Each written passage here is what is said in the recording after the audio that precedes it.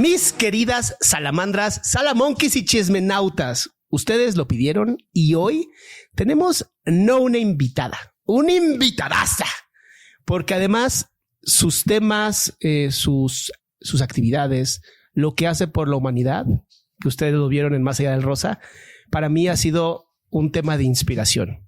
Hoy tenemos a una mujer increíblemente buena, Kenia Cuevas. ¿Cómo estás? Muy bien, muy contenta de estar aquí con ustedes, de verdad. Yo de verdad, no es que no tengo más que admiración por ti, por todo lo que yo vi en ese podcast, pero sí me quedé con muchas dudas, ¿sabes? Me quedé con esto de ¿quién es Kenia? ¿Sabes? Porque todo lo que tú haces, yo lo decía en la reacción que hice, ¿no? Es como si todo el tiempo se te hubiera puesto a prueba. ¿Sabes? Como si el universo hubiera dicho, a ella vamos a poner la prueba en todo, desde que nace hasta que, ¿sabes?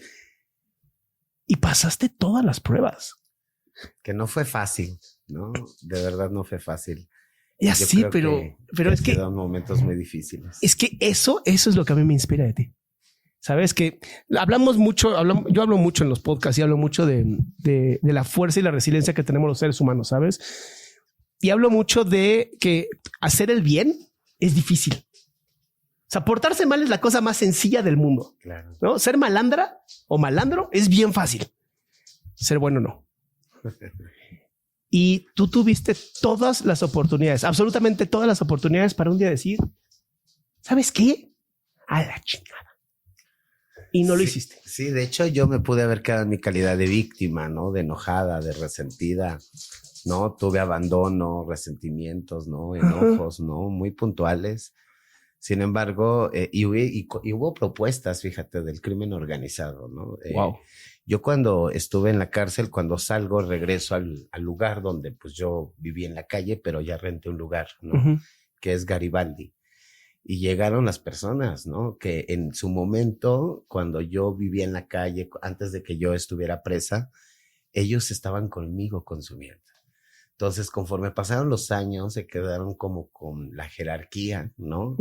Y cuando llegué me dijeron, pues, aquí es tu casa, ¿no? Y yo lo único que les dije fue, pues tengo dos cosas seguras con ustedes, la muerte y la cárcel. Pues la neta ya me fui unos años y pues mejor amigos como siempre. Y me tuve que ir del lugar, claro, por no convivir, ¿no? En ese ambiente, porque al final del día yo sé que me iba a arrastrar. Sin embargo, decidí no quedarme ahí y me fui. Y ahora que voy, de verdad, o sea, los he visto porque pues los conozco de toda la vida y me saludan muy bien, ¿no? Entonces creo que esa oportunidad me hubiera dado el impulso para ser otra Reina del Sur, ¿no? Otra Teresa Mendoza, ¿no? Pero sin embargo yo decidí no ser igual como fue la sociedad conmigo. Yo decidí perdonar. Okay. Yo decidí tomar acciones que en ese momento no sabía cómo, pero la decisión estaba puesta. Sí. Y eso fue lo que me impulsó. A ver, es que me interesa mucho de verdad picar tu cerebro. Entonces vamos a hacer eso. Lo que no quieras contestar, nada más dime eso, no lo contesto y ya. Ok. Hablas mucho de este momento donde tú dices decidí. ¿Qué te impulsa? ¿Qué te motiva? ¿Cuál es ese valor, ese faro de luz que te hace tomar estas decisiones que son realmente decisiones difíciles? Bueno, yo creo que lo principal fue el haber vivido el asesinato de Paola Buenrostro. Fue lo que a mí me marcó, fue lo que a mí me determinó en ese momento. Pero yo venía arrastrando toda mi vida de violencias sistemáticas, históricas, que no nomás se permeaba en violencia física, ¿no? Sino también verbal, psicológica. Claro. Y bueno, toda esta violencia con los años, pues de alguna manera el asesinato de Paola me impulsó a tener pues ese momento de coraje, de rabia, de frustración, de enojo y de decir basta, ¿no? Basta porque todo el tiempo me pisoteaban, todo el tiempo me humillaron, todo el tiempo me hicieron como quisieron, pero eso me ayudó a crecer y aprender. Y entonces cuando yo dije basta, ahí tuve que tomar decisiones, porque también me pude haber quedado en mi casita llorando la muerte de Paola, claro, que era también totalmente válido. Sin embargo, en ese momento yo tomé una decisión. Estaba un amigo cuando yo llegué al otro día, pues, totalmente desconsolada. Y cuando vio el video me dijo, aquí hay de dos sopas. O le entras a los trancazos o te vas con los que ya te tocaron a tu casa y descansas, ¿no? Y yo dije, le voy a entrar. Y le voy a entrar porque no es justo lo que pasó. No es justo lo que me tocó vivir a mí. Y creo que es momento de hacer una pauta, ¿no? Y entonces esa decisión la tuve que tomar justo cuando yo estaba enterrando a Paola.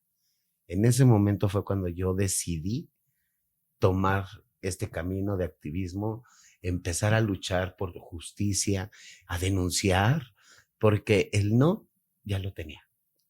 Y te voy a contar algo, fíjate que algo muy importante y que siempre me ha determinado, ha sido desde que también se dieron ese lujo de quitarme el miedo. Y una mujer sin miedo, con tanta experiencia en violencias, haber sobrevivido, pues obvio que ahora voy de una línea muy tranquila, muy consciente, sé de dónde vengo, pero también hoy sé lo que se puede hacer para que otras personas no pasen por lo que yo pasé. Y esto se genera después del perdón. Yo también tuve que perdonar, pues, a todos mis agresores, Claro. a las instituciones, a los policías que me violaban, ¿no? Que me extorsionaban, a los clientes, ¿no? O sea, yo tuve que llevar un proceso totalmente personal que tampoco fue fácil. Y no fue fácil porque yo tenía, pues, mucho daño en mi corazón, ¿no? Y sanar un corazón que ha sobrevivido, la verdad no es fácil, pero el perdón me ayudó a ponerle esos curitas. Porque también en el camino aprendí que aprendes a vivir con el dolor. El dolor nunca se va a ir. Uh-huh. El dolor siempre va a estar ahí porque siempre lo vas a recordar y el día que lo recuerdes con nostalgia y dolor.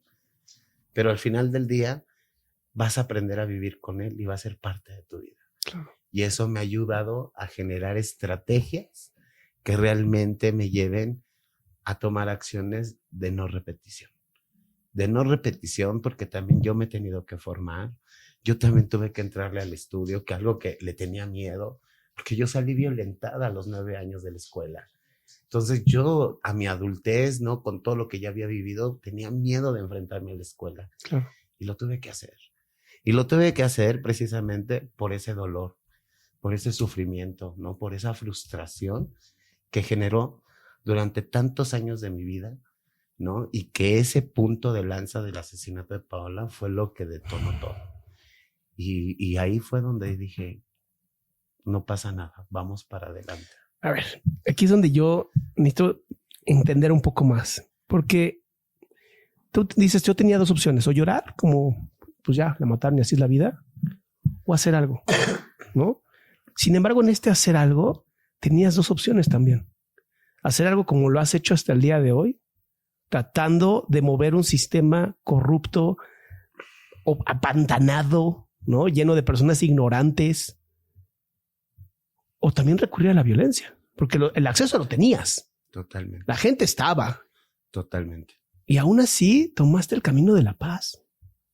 ¿Cómo se toma esa decisión? Porque cuando conoces el perdón real, te das cuenta de lo que significa la felicidad. Y la felicidad no es que tengamos la mejor casa, el mejor carro, el mejor puesto, las cuentas bancarias, la ropa de marca. La felicidad es que sepas que hiciste lo correcto y que llegues a tu casa y te sientas en paz contigo mismo.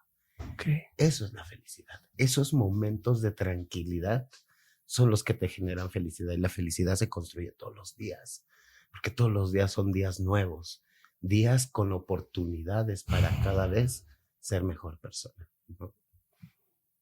Cuando hablas del perdón, ¿cómo lo alcanzaste?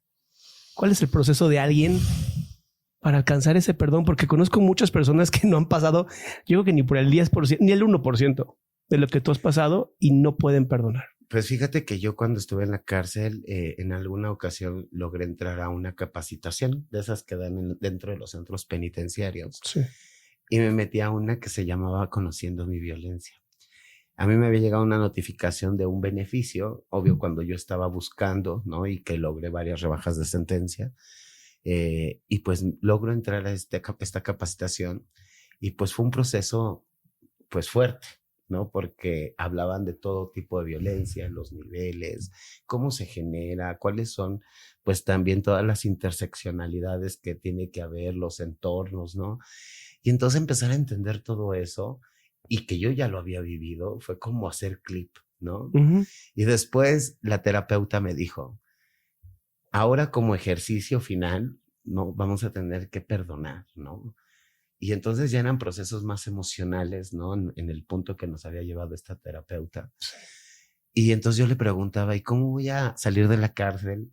Ir a buscar el panteón donde nunca supe dónde habían enterrado a mi padre y perdonarlo, ¿no? O no tengo visa para cruzar los Estados Unidos, ir a ver a mi madre y perdonarla, ¿no? Y entonces ella se me volteó viendo y riéndose, ¿no? Y me dijo, es que no es necesario que los tengas enfrente. Con el solo hecho de hacerlo desde tu corazón, empiezas a liberarte de sus sentimientos. Y entonces lo empecé a hacer en la regadera, lo empecé a hacer en la taza del baño, lo empecé a hacer comiendo, y que fue un proceso de muchos meses. Y cuando lo logré hacer, me di cuenta que cada vez que perdonaba me liberaba. ¿Cómo se siente? Porque sí, dices, cuando lo logré hacer, ¿no? Tiene que ser como hay algo que debe sentirse. Sí, porque yo perdoné a una persona, no era una sentada, pues, ¿no? Era de, híjole, la voy a perdonar. Y al otro día decía, pero ¿cómo la voy a perdonar? ¿No? O sea, claro. Y yo decía, pero el perdonar es olvidar, ¿no? Y entonces cuando lograba trascender a ese perdón definitivo y de tomar una de las dos decisiones, ¿no? O es una nueva relación y punto y aparte, o de plano cortas con toda la relación y sanas, ¿no? Y entonces se siente espiritualmente algo muy hermoso. Okay. Sientes que flotas. Wow. No, esa es la realidad. Sientes que flotas porque esas losas son las que te comprimen y no te dejan ver hacia el frente. Esas losas de resentimiento, de coraje, de odio, de frustración que se generan desde los primeros años de nuestras vidas. Y cuando me liberé y cuando perdoné, después vino lo más difícil. Era pedir perdón. Wow. Y yo decía, ¿a quién le voy a pedir perdón? ¿No? Si yo no he sido mala con nadie. Yo no tuve la culpa de estar en la calle. Yo no tuve la culpa de vivir el trabajo sexual, ¿no? Claro. Y entonces, en algún momento, decidí perdonar a mi familia por no ser el macho que ellos querían. O a una sociedad o a un policía. Y así fue como también generé otra parte de liberación. Uh-huh. Cuando terminé fue cuando llegaron estas emociones de tranquilidad. Y ahí te das cuenta. Oye, ¿y en algún momento mirándote al espejo también dijiste te perdono a ti, Kenia? Claro, tuve que empezar conmigo misma. ¿Qué te perdonas? ¿O qué te perdonaste? Yo me perdoné, pues también tomar malas decisiones en el camino, ¿no? Como yo tuve la decisión de consumir o no consumir. Sin embargo, lo hice y me dañó tanto. Uh-huh. No, me tuve que perdonar el haberme infectado de VIH a los 13 años, porque también me enojé con mi VIH, le metí su madre y todo. Claro. Y al final, hoy es mi compañero, porque es mi amigo hasta el último día de mi vida, ¿no? Y así, sucesivamente, pues hay muchas cosas en la historia de Kenia que han marcado, ¿no? El camino, ¿no? Claro.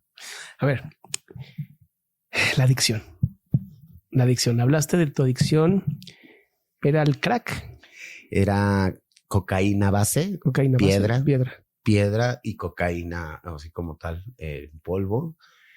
Pues también consumía barbitúricos, de repente activo, marihuana, alcohol, tabaco, ¿no? O sea, todo lo todas las drogas. Todo lo ganó y todo lo que me hiciera alucinar, salir o dejar de sufrir, ¿no? Okay.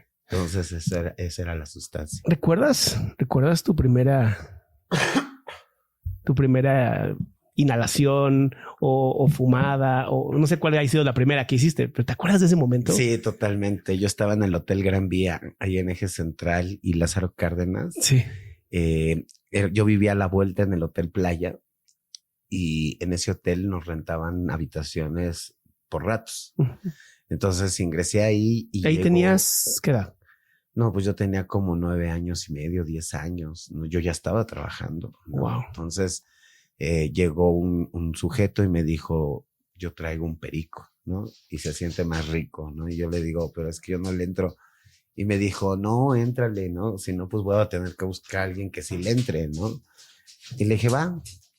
Y entonces cuando le inhalé, pues de repente sí sentí como un mareo, pero después sentí mucha ansiedad y ganas de correr y de irme, ¿no? Sin embargo, este sujeto me calma, ¿no? Y empecé como con un proceso de miedos, ¿no? Y entonces, cuando bajó un poco la sustancia, porque me dio un trago de alcohol, ¿no? Y cosas así, me volví a dar otra línea y ya mejoró, ¿no? Como que ya me sentí más despierta, ¿no? Como que no me sentía borracha, ¿no? A pesar de que me había dado un tragote de alcohol, ¿no? Entonces empecé a sentir esta sensación y pues fue lo que me llevó al consumo extremo. Entonces, ¿estás a los 9 años trabajando? Sí. Vamos a decirlo. En ese momento ya tenías la peluca, ¿no? Me acuerdo. Sí. Pues eso fue casi 24 horas después de que me fui de la casa, ¿no? Cierto. Sí. Sí. Lo vimos en el podcast. Entonces tú estás trabajando con una persona que claramente pues, tiene un problema con la pedofilia, ¿no? Porque 9 años se ven como 9 años. No, aparte en los 80s, pues yo creo que sí era algo muy común, ¿no? Porque yo conocí a los niños rata de ahí de la Alameda, que eran los que ejercían el trabajo sexual ahí afuera del Hotel Regis, ¿no? Que eran niños desde los 8, 7 años, 15 años, y se terminaban prostituyendo en esa esquina también para su consumo, ¿no? Claro. Y era una esquina donde ese trabajo sexual de niños existía. Se toleraba. Era una realidad, ¿no? Las autoridades sabían que sucedía, ¿no? Los policías, inclusive, pues siempre nos cuidábamos de que nos agarraran con el carro porque terminaban extorsionados los tipos, ¿no? Entonces, era un trabajo que al final, pues, lo teníamos que hacer, ¿no? Porque era la forma de vivir y de sobrevivir en la calle. Claro.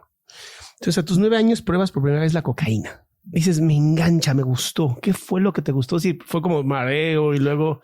Pues creo que empecé a olvidar un poco la ausencia de mi abuela. Digo, no la olvidaba, ¿no? Sino el dolor de su ausencia, ¿no? Ok. Como que me olvidaba un poquito, unas 2, 3 horas, lo que duraba la sustancia y mi mente se enfocaba a buscar otra vez la sustancia, ¿no? Entonces ya no pensaba en que había perdido a mi abuela, que me había salido de mi casa, ¿no? Que mi mamá no estaba, o sea, ya no pensaba en eso, ¿no? Entonces, eso también fue emocionalmente, pues un curita, ¿no? Sí, una liberación, por lo menos. Una liberación. 2, 3 horitas de... Ok, entonces tú ya empiezas en ese momento que te enganches con la cocaína, ya no es nada más el trabajar para sobrevivir, sino trabajar para drogarte. Totalmente. Y termina en situación de calle. Ok, ahí es donde empieza ya la situación de calle. ¿Te juntas con los niños rata? Sí. Bueno, el primero empecé en Garibaldi, luego me quedé en La Guerrero y así, pues la gente en calle y la banda se conoce. Sí. ¿No? Y se empiezan a conocer, pues, quién se queda en dónde, ¿no? Y nos ubicamos, pues. Uh-huh. Entonces, pues, los del Blanquita, las Conchitas, ¿no? Ahí en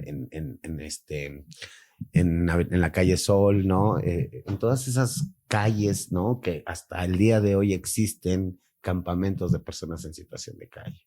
Entonces, empecé a quedarme ahí, ¿no? Yo empecé a quedarme en Garibaldi porque en Garibaldi estaban los picaderos, ¿no? Que empezaban a vender la cocaína, ¿no? Uh-huh. Inclusive, pues muy rara vez te vendían la piedra, ¿no? Ya cocinada, ¿no? Si no era más polvo y tú la tenías que cocinar, ¿no? Entonces, eso, empecé a quedarme en los quemaderos, luego pues me sacaban por no consumir, terminaba pues buscando a alguien que estaba en estado etílico, ¿no? Afuera de un bar o a ver que me invitara a un hotel, ¿no?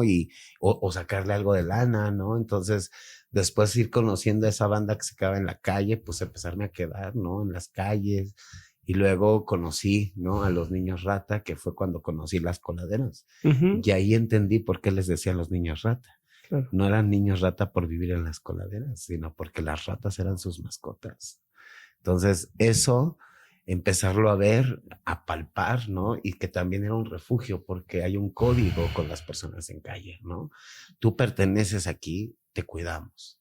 Entonces, ese código me hacía sentir segura. A ver, pero hay una pregunta, porque de por sí estar en situación de calle debe ser complicadísimo. Y además, siendo mujer trans. Totalmente. ¿No hubo discriminación por esto? Claro, por supuesto, discriminación, violencia física, ¿no? Verbal. O sea, yo me tuve que aventar, así vulgarmente como se dice, ¿no? Varios tiros, ¿no? Para ir, pues, teniendo puntos en la calle, ¿no?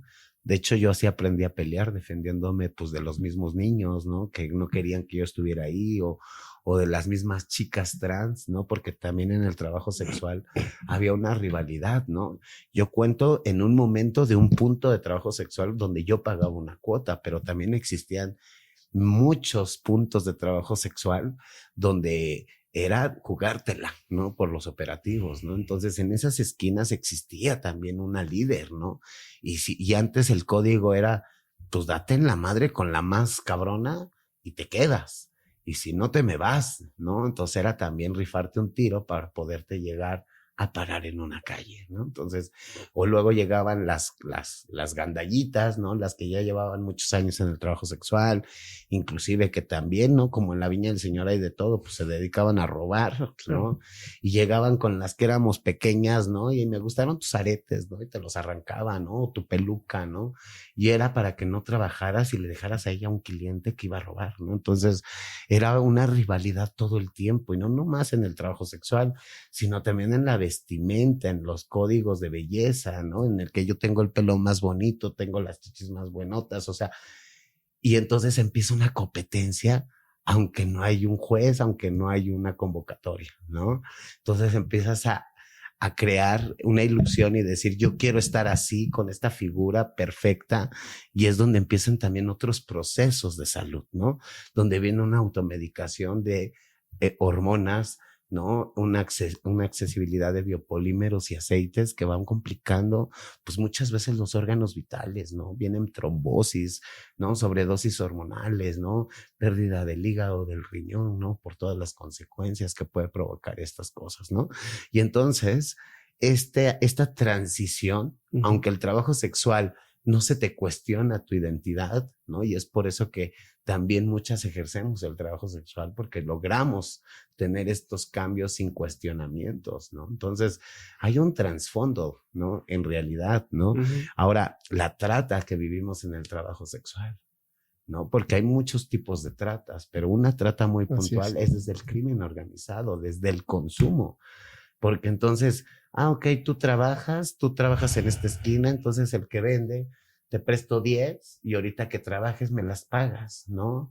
Y entonces ya generaste para pagarle esas 10 y tú comprarte unas 5 y le pagas y le pides 5, le pagas sus 10 y luego te vuelve a prestar otras 15, ¿no? Claro. Y entonces vuelve una rentita de todos los días y a todas horas. Entonces pasaste de solamente un trabajo sexual también a narcomenudeo. Para consumo propio y consumo de clientes, supongo. Sí, los clientes, pues nosotras como trabajadoras sexuales es a las que se acercan para que tú la consigas. Y no es o sea, yo no lo considero como un narcomenudeo, sino más bien considero que es parte de la vulnerabilidad en la que se encuentran las personas consumidoras, ¿no? Porque en ese momento yo era una consumidora que lo que me importaba era consumir una dosis. Entonces, si tú me llegas y me dices, pues vete por 2, ¿no? Y nos las echamos, ¿no? Y pues yo te digo que sí, ¿no? Inclusive, si tú me dices, pues vete por más, voy por más, pero yo no estoy teniendo una ganancia, sino más bien estoy compartiendo el consumo, porque eso es lo que a mí me interesa, ¿no? Entonces, creo que, pero la trata de la que yo hablo es cómo se genera también desde estos préstamos del crimen organizado. Es una estrategia para tenerte enganchada, ¿no? Es que literalmente ya no puedes pensar. Claro. Como lo dijiste, es que lo dices tan perfecto. A mucha gente le cuesta trabajo entender la adicción. Totalmente. Y creo que nunca había escuchado a alguien tan clara como tú cuando dice, ya no pensaba en nada más porque mi cerebro solamente pensaba en la siguiente dosis. Claro.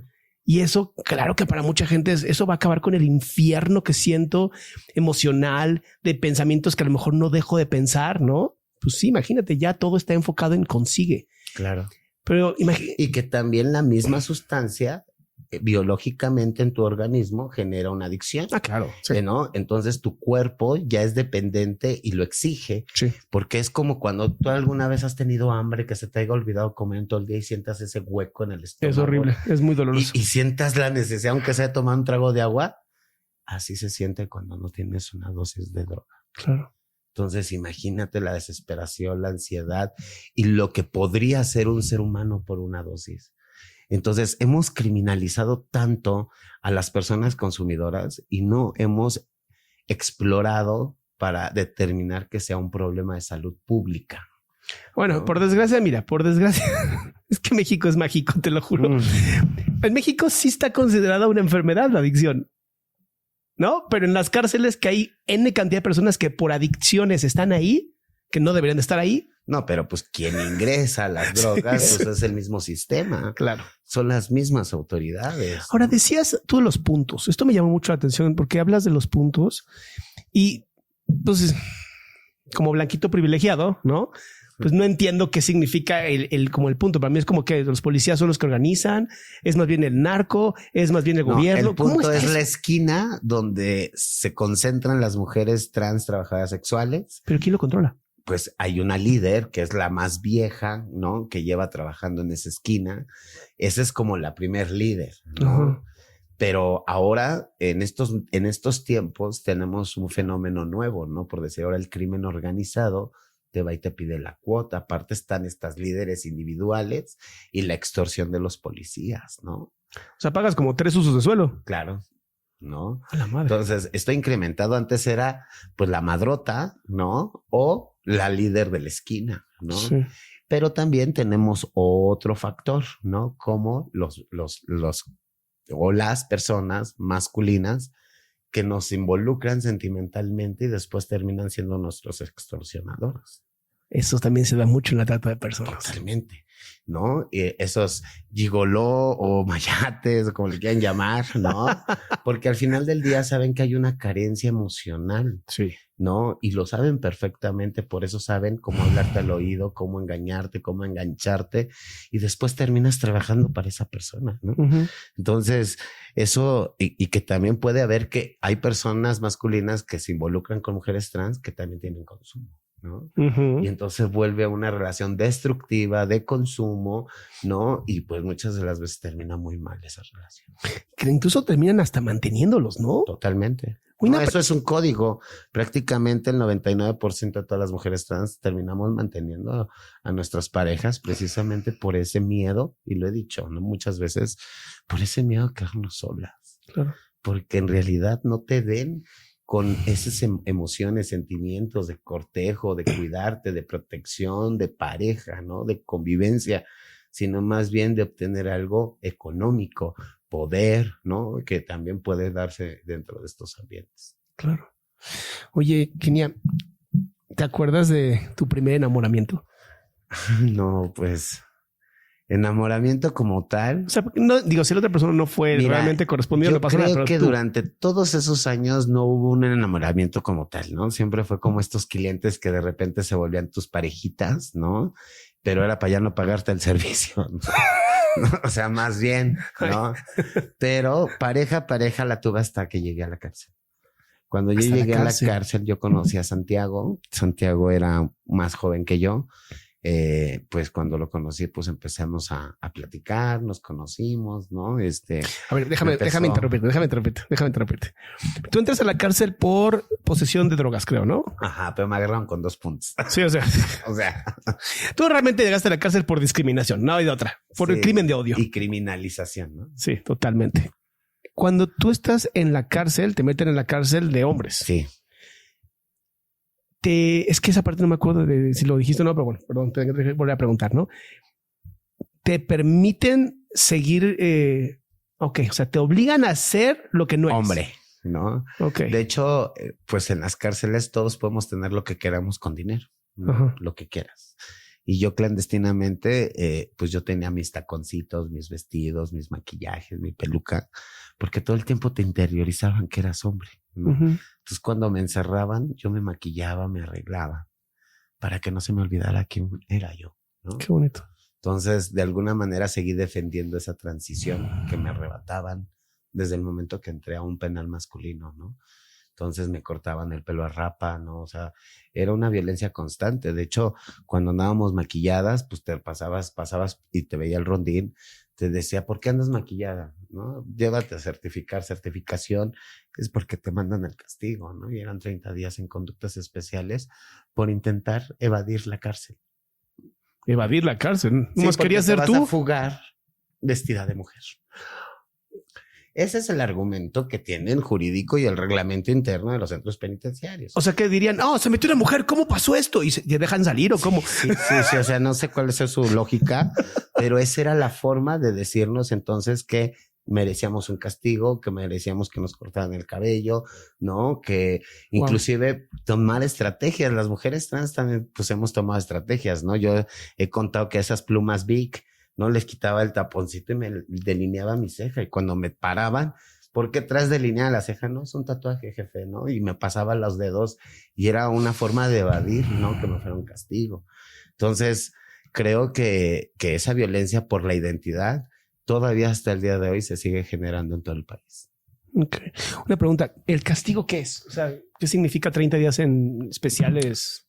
Conductas especiales. Es una celda que está segregada, ya sea dentro del dormitorio o en otro dormitorio, donde nada más te permiten tener unos galones de agua y hay una taza de baño, ¿no? Está oscuro totalmente y hay una puerta que está totalmente con una lámina y hasta abajo tiene una puertita donde te pasan tus 3 comidas al día.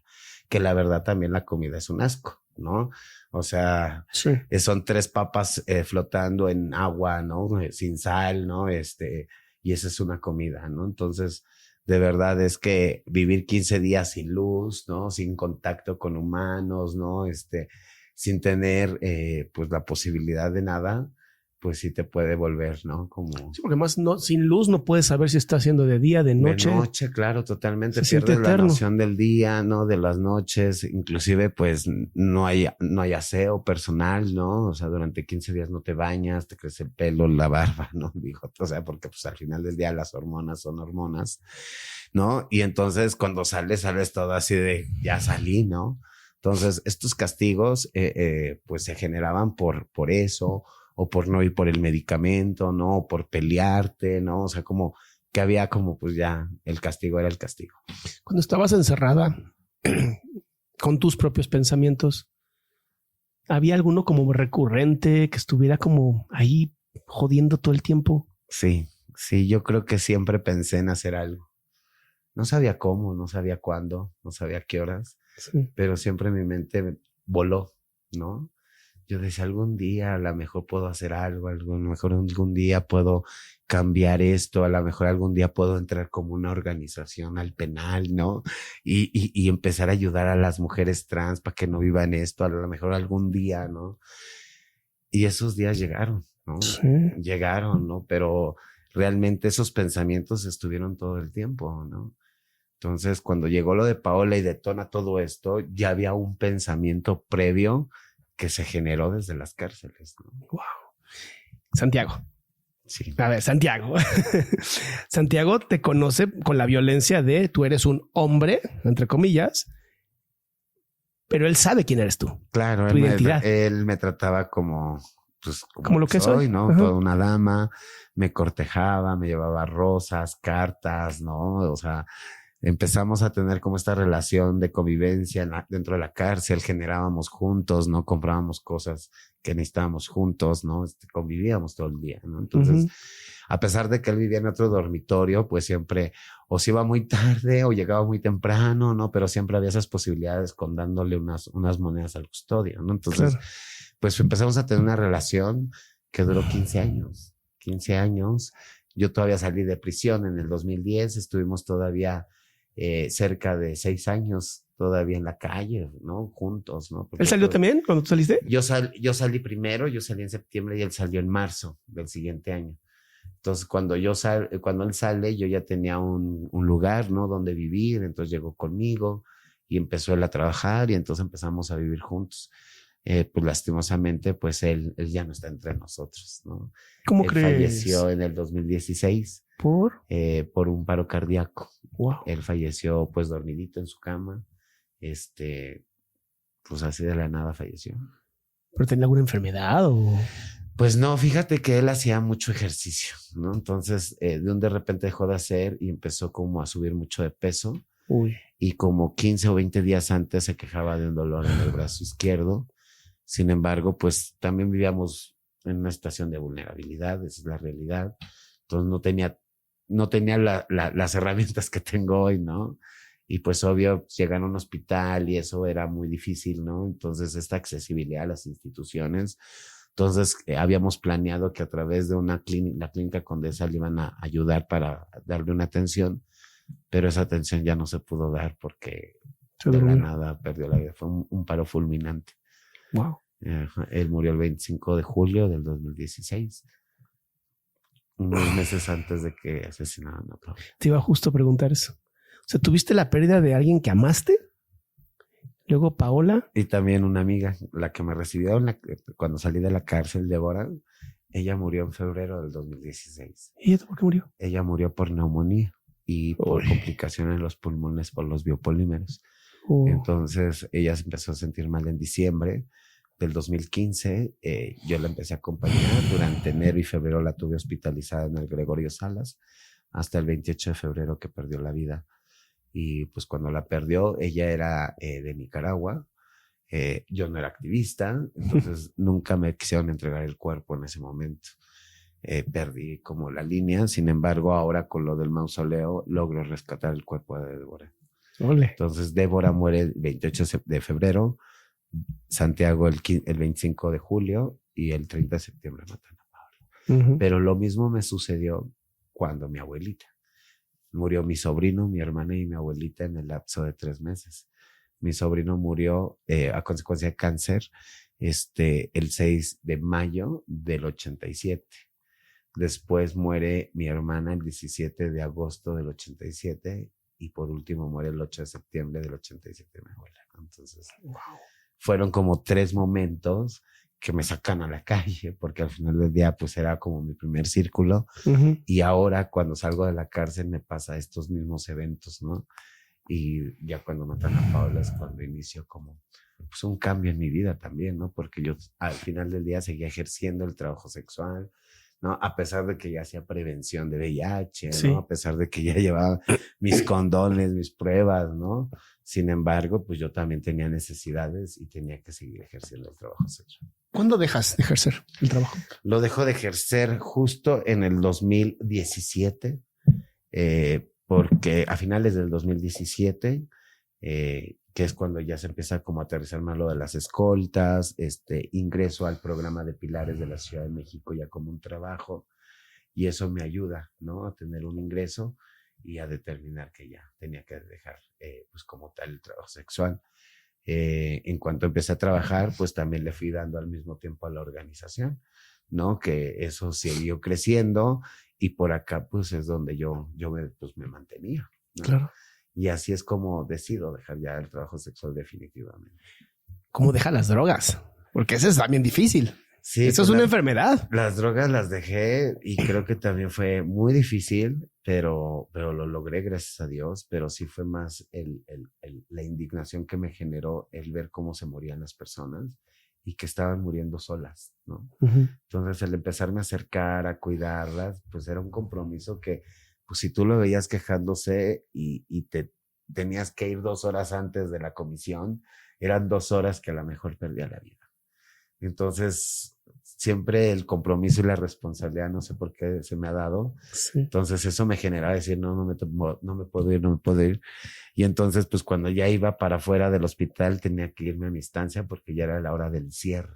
Sí. Entonces, no generaba, llegaba ahora sí que a la estancia con las bolsas vacías, pero sí fueron momentos muy difíciles porque me desesperaba, me enojaba de todo, ¿no? Tenía pesadillas, sudoraciones, ¿no? Ansiedad, todo el tiempo me sentía angustiada, ¿no? Entonces eso pasó, yo creo que después de 6, 7 meses, como que pasó lo fuerte, ¿no? Wow, 6, 7 meses. Ajá, sí, no fue de la noche a la mañana, ¿no? Wow. Y sudaba, ¿no? Sí, la crisis de abstinencia. ¿no? Luego los veía fumar y se me revolvía el estómago y empezaba a sudar frío y me daba la vuelta y decía, no puedo, mejor me voy al hospital. Llegaba y ya me cambiaba un poco el panorama, pero pero sí era luchar contra mí misma, ¿no? Todo el tiempo, ¿no? Entonces, después de todo esto, dije, pues ya, ¿no? Ya la libré, pues ahora continuar, ¿no? Con esta sobriedad y pues seguirle adelante. ¿Cómo te mantienes sobria? Porque entiendo que en momentos de estas circunstancias, tanto dolor, ¿no? Estar al servicio, como decías tú, y esforzarte por estar al servicio siempre de los demás para mitigar, ¿no? La enfermedad y la adicción. Ahora que, entiendo que lo sigues haciendo de cierta manera, pero ya no como en la cárcel. ¿Cómo ahora que tienes la posibilidad, que a lo mejor ya estás más tranquila, ya no dices, es una línea? No, mira, sí. Me encanta que automáticamente sí. la cara, entonces digo, no. Sí fumo cigarro. Sí, ¿no? claro. Sí tomo alcohol en reuniones, ¿no? Pero ahora me tomo una copa y me quiero ir a dormir. O sea, la edad no es sé la edad. Si ya me dio la vejez o ya no estamos sé qué ahí, ya estamos Pero ahí. Ahora ya en las siestas prefiero tener un café, ¿no? Para poder convivir, claro. ¿no? Pero en realidad yo creo que es también todo el cansancio de que ahora, pues, de toda la actividad física que tengo. Pero sí, o sea, hoy puedo controlarlo, ¿no? O sea, yo puedo decir, me tomo 3 y hasta aquí, ¿no? Hoy puedo decir, hoy sí quiero tomar un poco más de 3, ¿no? Y quiero marearme y lo hago y al otro día, pues, me aliviano y vuelvo a entrar a trabajar, ¿no? Pero tu problema no era siempre el alcohol, era la cocaína. Era la cocaína. Esa es la reina. No, la neta, no, ni una línea, ¿no? O sea, la neta, pues le tengo miedo ya y mucho respeto porque yo con los años, fíjate que un día estando en un hotel, ¿no? Fumando, yo me acababa de rayar, no me acuerdo con cuánto dinero, pero era mucho. Y entonces llegué comprando unos gramos, ¿no? Y me encerré en una habitación de hotel de ahí de Garibaldi, en el Hotel Magnolia. Y entonces me pongo enfrente del espejo y empiezo a fumar. Pero entonces en esos años yo traía un peinado, pues como las flans, ¿no? Tenía el flecote, ¿no? Y dale. Pues eran como los años, ¿no? Sí, ustedes nunca van a entender lo que eran los 80s. Y entonces, pues yo tenía un montón así de crepé, ¿no? Con Aquanet, ¿no? Y pues ya acaba de llegar del trabajo sexual. Y entonces llegué y me hice mi lata porque todavía no existían ni los goteros, ¿no? Entonces me hice mi lata y entonces cuando prendo la piedra, me prendí. No. Cuando me prendí el cabello, pues me metí ahí a la cama, me arrastré, o sea, me logré apagar. Pero desde entonces, cada vez que fumaba, sentía que me quemaba. Entonces yo decía, y ahora eso es lo que me da miedo. Claro. No, digo, no tendría problema por decirlo, ¿no? Pero la verdad es que sí me da miedo. Y me da miedo que eso me genere otra vez como las ganas de seguir consumiendo, ¿no? Porque también, como lo acabas de decir, es una enfermedad que hay que seguir manteniendo, ¿no? Sí. Entonces, el hecho de que yo le juegue y diga 1 o 2, ¿no? O nada más esta ocasión, eso me puede provocar a que vuelva a caer y que también yo sé mis debilidades, ¿no? También he conocido mi forma de pensar, de ser, de actuar, ¿no? Entonces, pues también ahí me doy mi freno y digo, no. Lo que sí, en algún momento, pues un toque de mota, ¿no? Todavía cuando me hicieron el documental Kenia, pues yo todavía consumía más marihuana, ¿no? Que también la marihuana fue como un parteaguas para dejar la cocaína, ¿no? Uh-huh. Y que, pues eso no me causa ningún conflicto, ¿no? Fíjate que hay las nuevas formas, nuevas técnicas que existen hoy para trabajar las adicciones, que son en algunos casos mucho más funcionales que la abstinencia 100%, es la reducción del daño. Claro. Y es justo esto que estás diciendo, ¿no? Mira, en vez de consumir esto que te está destruyendo, mira, mejor mota es mucho más fácil. Aparte, a mí la marihuana me daba para arriba. A mí no me daba para abajo. Ok, o sea, te pone activa. Yo me fumaba un toque y era hacer cosas, ¿no? Empezaba a imaginarme cosas y hacerlas, ¿no? O sea, en pocas palabras tienes TDA, ¿no? Trastorno de déficit de atención. Sí, seguramente. O sea, no puede ser que, o sea, es el no, sí, no me daba para arriba y era increíble, no me daba sueño, o sea. Te ponía atención, te concentrabas más. No, y a todo le encontraba solución, que era lo más importante, ¿no? Así de, ya saben, la mota es vida. Sí, oye, no. Que es que está súper interesante. Tú tienes ya este gran, que siento que es como esta psicóloga gigantesca, ¿no? Que ha vivido todo como para entender la conducta humana. Tú obviamente conoces prostitutas hombres, prostitutas mujeres, prostitutas trans, prostitutas de todas partes. ¿Hay diferencia en los clientes? Sí, sí. ¿Qué conductas? ¿Qué conductas distintas ves en los clientes? Hay como niveles, ¿no? Está como los clientes de bajos recursos, ¿no? Porque sí hay, ¿no? Que te llegan con poco dinero, ¿no? A negociar. A negociar, ¿no? Pero que también hay uno que otro guapo, ¿no? Que es cuando pues tú accedes, ¿no? Tenemos otro tipo de clientes que pagan mucho dinero, aunque no sean guapos, ¿no? Aunque no sean nada agradables, ¿no? Inclusive groseros, déspotas, ¿no? Pero pagan, ¿no? Hay otro tipo de clientes que son muy amables, ¿no? Que lo que quieren es pasar un rato amable, ¿no? Un rato cálido. Hay otros clientes que de plano nomás quieren un momento de convivencia. ¿En serio? ¿No? Sí, o sea, no te preocupes por el sexo, vamos a platicar. ¿Cuánto tiempo tengo? 1 hora. Te doy 1,000 pesos más, 1 hora y media, ¿no? Wow. Quiero platicar y te empiezan a platicar así, que se pelean con su mujer, que sus hijos no lo entienden, o sea, se desahogan y se van y esa es su forma de tratarnos, ¿no?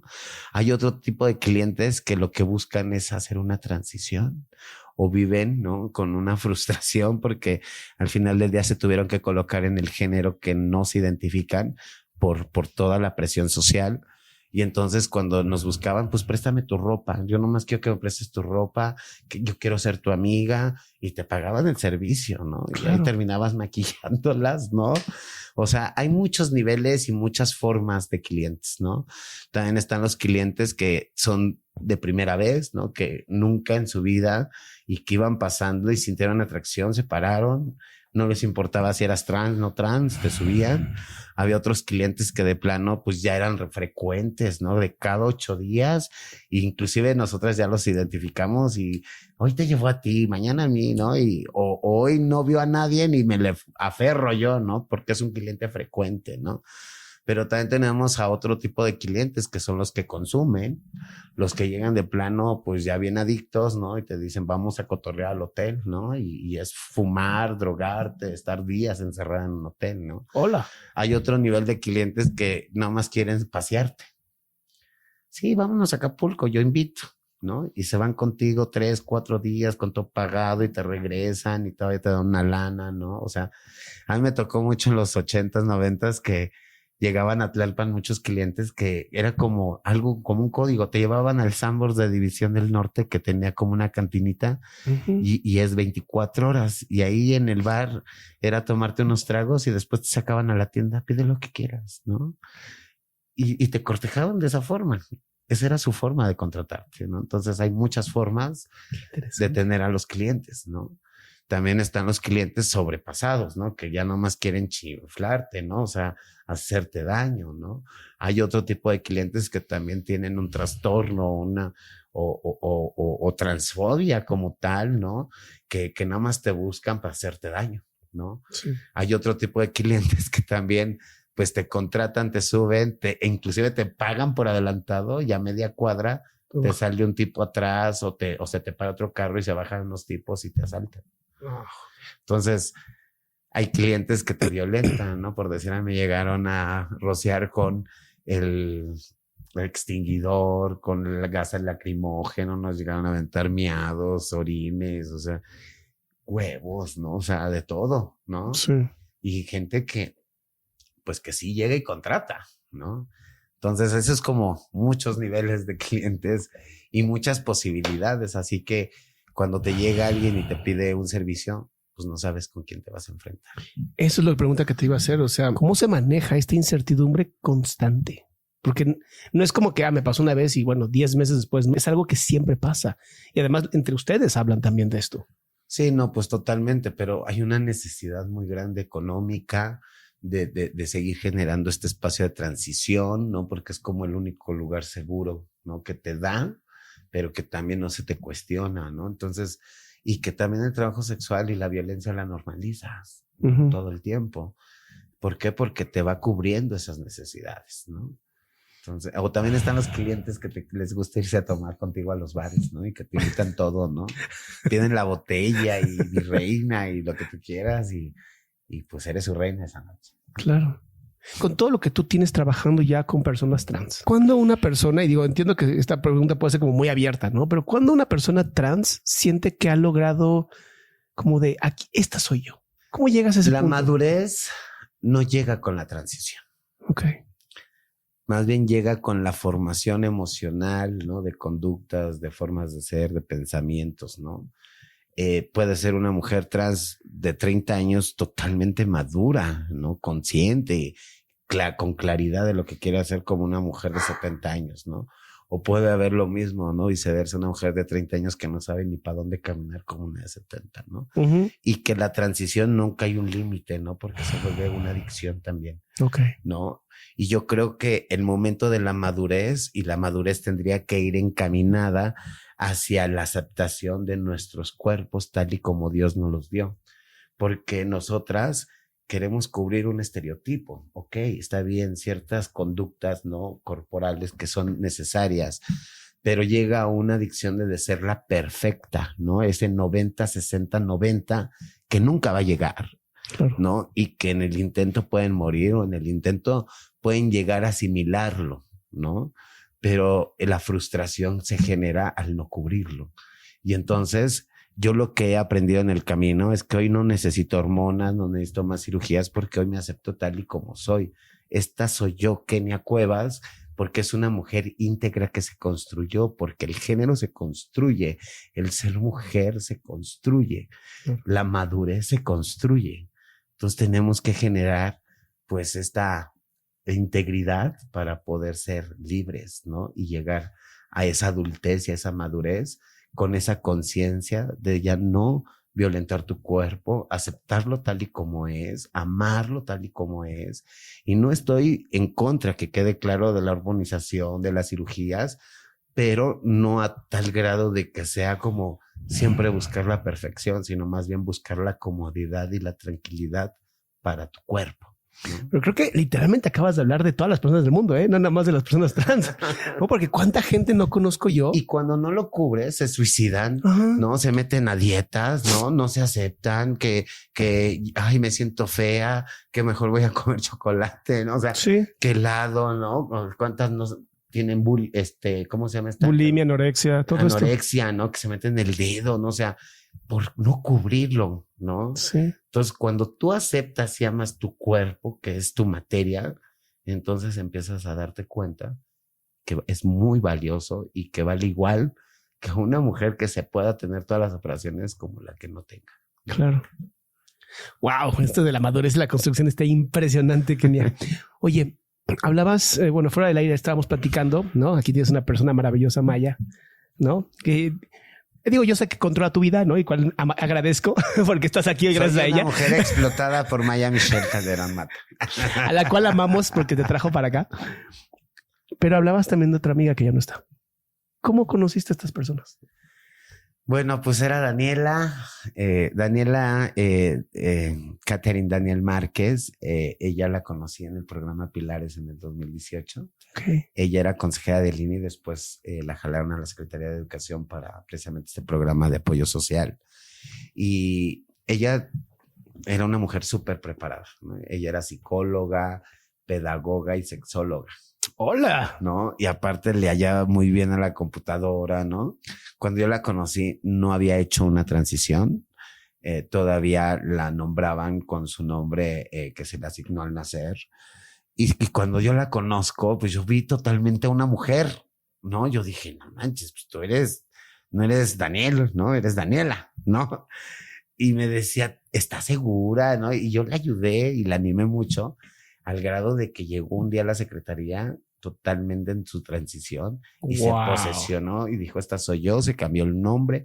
Y entonces yo venía apenas empezando con la organización y yo le decía, pues ayúdame, ¿no? Ayúdame, tú tienes todo esto que es educativo, administrativo, ¿no? Que te puedes ayudar todo esto y yo tengo toda la experiencia, entonces hagamos el match, ¿no? Y después, pues Mayita se suma al equipo, ¿no? A Mayita la conocimos en la manifestación del 2019 en Periférico, donde cerré Periférico y me metí en un ataúd. Ese día conocí a Mayita. Espérate, entonces hiciste 2 manifestaciones. ¿La de Paola? Paola con su ataúd. Con su ataúd. Y una donde yo me metí en el 2019, ahí afuera. A ver, esa no me la sabía. ¿Cómo está eso? Afuera de la Comisión de Derechos, de la Comisión Nacional de Derechos Humanos, cuando emitieron la recomendación 02-2019, tenían 3 meses para cumplir los puntos recomendatorios, la fiscalía. Ajá. Y a 7 meses todavía no me echaban ni una llamada. Entonces me metí a la nacional, impugné la recomendación y metí una nueva queja. Y al salir, yo quería hacer un performance, pero me calenté y terminé cerrando todo periférico. Y entonces llevaba yo un ataúd donde íbamos a hacer el performance y terminé poniéndolo en medio de la vía rápida. Ajá. Y me metí en forma de manifestación para exigir justicia y que tuviera un llamado de las autoridades para el cumplimiento de la recomendación. Entonces ahí es donde conozco a Maya y Maya grabó todo eso. Yo ni la conocía en realidad, ¿no? Teníamos una amiga en común. Y entonces me habló y me dijo, oye, es que yo te conocí en la manifestación, Pati es nuestra amiga, ya empezamos a platicar. Y dije, pues vente a mi casa, que era donde nos reuníamos al principio de Casa de las Muñecas. Y llegó y me dijo, pues yo te puedo ayudar, me enseñó un video muy bonito que editó. Porque ella es productora, déjame te cuento. Ay, además. Y entonces, editó un video que me encantó y le dije, wow, está bien bonito. Y me dijo, pues yo te puedo llevar tus redes. Y le dije, pues súbete al barco. Entonces hicimos el march, Daniela, Maya y yo. Y entonces empezamos a trabajar, a operar el albergue, nos salíamos a los estados, capacitábamos gente, aplicábamos pruebas, todo. Y justo cuando íbamos para Nayarit, hacer una jornada en el marco del 1 de diciembre del 2020. Nos fuimos y llegando allá, Daniela empezó a presentar un dolor abdominal. La llevamos al hospital, quedó hospitalizada y estábamos en espera de hacer unos estudios y pues lastimosamente se le reventó una úlcera y se desangró y falleció. Y Mayita estuvo con ella porque yo seguía cubriendo la agenda, ¿no? Claro. O sea, teníamos a la amiga en el hospital, Maya y yo cubriendo la agenda, repartiéndonos en el cuidado, sin dinero, me acuerdo, en Nayarit, un estado tan alejado. Y pues cuando perdió la vida fue como pues un golpe, un gancho al hígado, porque pues ella llevaba casi todo lo administrativo, ¿no? Muchos archivos se perdieron porque su familia no nos quiso dar la computadora donde ella trabajaba todo. Y deja de eso, ¿no? Pues perdimos a una amiga, ¿no? Claro. Y la perdimos en un lugar tan lejano. Entonces, cuando fallece, pues hago un comunicado y la gente respondió y ayudó y logramos trasladar el cuerpo hasta México y se le hizo un homenaje en la Casa Hogar. Paola Buenrostro, porque ella era la coordinadora, y de ahí, pues Mayita se asumió con mi agenda para que pudiéramos seguir llevando este equipo, pero sí nos hace falta una del trío. Pero a ver, una pregunta, Kenia. Estaba en un hospital. ¿Cómo se muere alguien de una úlcera en un hospital? Ay, pues es Nayarit, es un estado, el abandono sistemático, ¿no? En ese momento lo que nos decían era que necesitaba 2 estudios, ¿no? Que se mete una cámara. Sí, sí, sí. Uno por la boca y uno por el recto, como, ¿no? Pollo rostizado. ¿No? Entonces, no había como lugares donde, entonces yo estaba consiguiendo la lana, Maya estaba gestionando todo en el hospital y logramos pagar los estudios y le hicieron uno donde detectaron la úlcera, pero lejos de intervenirla, querían esperar hasta el otro. No. Entonces, en la espera del otro fue donde 2 veces se nos desangró. En una ya estaba muy mal y le tuvieron que transfundir sangre. Pues fueron 3 días, o sea, en 3 días se consumió su vida, o sea, nosotras tan alejadas de todas los que eran nuestras redes de apoyo, ¿no? Allá en un estado donde apenas empezábamos a trabajar, que no conocíamos a nadie. Entonces fue muy, muy difícil, pero pues ya la trasladamos. Me acuerdo que pues íbamos en el vehículo donde me traslado y yo le dije a Mayita, venimos 3 y nos vamos 3, pero nos vamos en la carroza con Daniela, ¿no? Entonces nos regresamos ese día en la carroza. Y hay un video, después te lo paso para que lo pongas ahí en un link, cuando llegó a la Casa Hogar y se le hizo todo un homenaje. Y pues ahora ella murió el 1 de diciembre. Todavía me acuerdo que cuando falleció, yo tenía firma de convenios con algunas personas allá en Nayarit. Tenía una jornada en la plaza principal de Tepic, donde tenía todo el equipo trabajando y yo tenía que llegar. Y pues toda devastada tuve que hacerlo en lo que ya la preparaban para que pudiéramos partir y cumplir todavía con la agenda que llevábamos en el camino, ¿no? Entonces, pues así la trajimos y pues así es como estas tres mosqueteras y pues ahora no sé qué habló Mayita con Daniela, nunca me quería decir Maya. Algo hablaron, pero desde entonces la risa de Maya. Maya nunca me ha dejado, se ha convertido en mi sombra, en mi protectora, en mi espalda, en mis manos, ¿no? Entonces, no sé qué hablaron, pero algo se comprometió Maya con Daniela, al que pues aquí estamos. Este albergue que tú abres, ¿por qué el nombre? Pues por darle memoria a mi hermana, ¿no? A Paola. Por darle un mensaje a la sociedad también y a las instituciones. El albergue es Paola Buenrostro. Y el segundo es Kaori Cantarero Regalado. Habíamos tenido un tercero en Morelos que no funcionó, y no funcionó porque no se pudiera, sino porque en Morelos hay una ausencia de organizaciones y hay una ausencia de población en situaciones tan extremas de vulnerabilidad, o sea, como personas en calle. Entonces era un gasto extra y lo tuvimos que cerrar, pero a ese le habíamos puesto Catherine Daniel Márquez. Okay. Estamos viendo la posibilidad de retomar ese proyecto de Catherine en otro municipio del Estado de México, pero estamos trabajando en ello. Sin embargo, ahorita tenemos dos. Kaori Cantarero, que era una mujer hondureña que falleció a consecuencias de un alcoholismo muy fuerte, venía huyendo de Honduras, de la violencia, no de la violencia familiar, porque se llevaba muy bien con su papá, su mamá, sus hermanos, sino por la violencia del Estado, porque las matan. Y al llegar a México quiso buscar mejores oportunidades. Llegando acá, el crimen organizado le mata a su hermano y se empieza a acabar en el alcohol y termina falleciendo con nosotras. Entonces la repatrié, aunque tuve que denunciar al cónsul de Honduras porque no la quería repatriar por discriminación, porque decía que era una mujer trans y que sí, ya le había sacado el MP que yo pagara la repatriación, ¿no? Entonces lo obligué prácticamente, se logra y entonces la casa le ponemos Kaori. Y en Kaori está un tercer albergue que es Huellitas Tiresias, donde también estamos rescatando a perritos en situación de calle. De hecho, hoy sábado hicieron su recorrido de cada 8 días. Invitamos a la gente a que lleve una cadena, adopte un perro para un paseo de 3 horas, ¿no? Y cada 8 días es una dinámica y sacamos a todas las huellitas a pasear. Genial. Entonces, y que también, pues ahí vemos su alimentación, vemos su salud, ¿no? Y buscamos una familia adecuada para cada una de ellas. Y también en Nayarit, en Tepic, ya tenemos un centro comunitario que se llama Dayan Scarlett, que también fue el primer acompañamiento de transfeminicidio que hicimos en Tepic, Nayarit. Okay. Entonces, todas las casas llevan el nombre de una mujer que hemos acompañado a la muerte digna.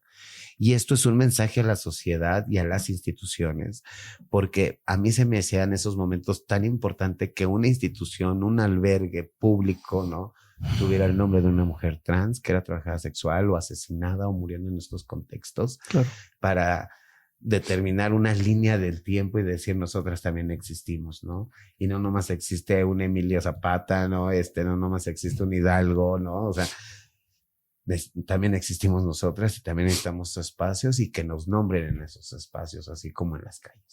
Estas fundaciones, tú decías, ¿no?, que hacen este proceso como de, pues te damos casa, educación, empiezas a tener esta autonomía, ¿no? Y después, cuando ya estás lista, te vas. Sí, se hace todo un proyecto. O sea, la casa funciona bajo 4 etapas.